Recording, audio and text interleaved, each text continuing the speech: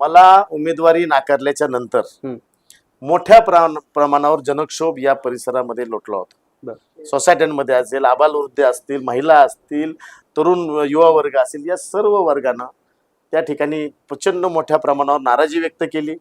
आणि ही नाराजीचं रूपांतर निश्चितपणाने भारतीय जनता पार्टी ज्या पद्धतीनं कार्यकर्त्यांवर अन्याय करते, मी भारतीय जनता पार्टीला त्या ठिकाणी दोष देणार नाही, त्या माझ्या पक्ष नेतृत्वाला पण दोष देणार नाही, परंतु या भागातील जे स्थानिक मतदारसंघाचे नेता आहे त्या नेत्यानं माझ्यावर जाणूनबुजून केलेला हा अन्याय आहे. तुम्ही नाव नाही घेणार त्यांचं? नाव घ्यायला मला काय हरकत नाहीये. नाव घ्यायला म्हणजे सर्वांना परिचित आहे ते नाव.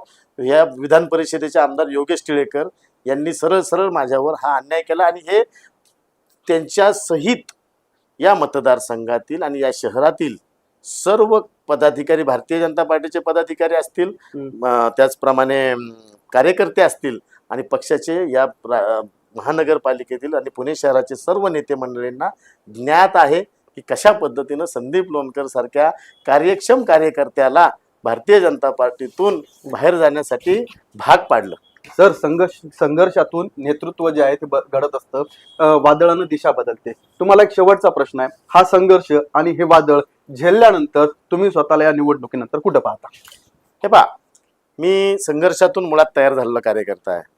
मी सतत जनसेवेची कामं करत आलो, कार्यालयाच्या माध्यमातून अनेक नागरिकांना या परिसरातील सेवा देत आलो आणि मला खात्री आहे की ज्याच्या पाया मजबूत आहे, माझा जनतेमध्ये मी सतत राहिलो आहे, जनतेचं माझ्यावर चांगलं मोठ्या प्रमाणावर प्रेम आहे आणि त्यामुळं ह्या परिसरातील जनता ही माझी खऱ्या अर्थानं ताकद आहे.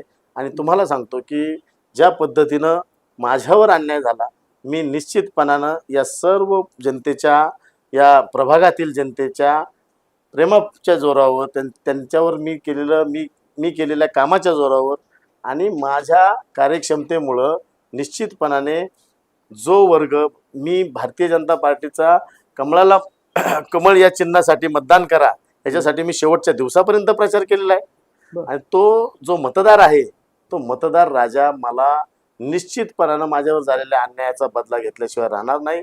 आणि निश्चितपणानं मी ज्या पार्टीमध्ये, आज मीही हिंदुत्ववादी पार्टीमध्ये आहे, त्यामुळं धनुष्यबाणाला मतदान करून निश्चितपणाने ही सर्व जनता प्रभागातील त्याचा बदला घेतल्याशिवाय राहणार.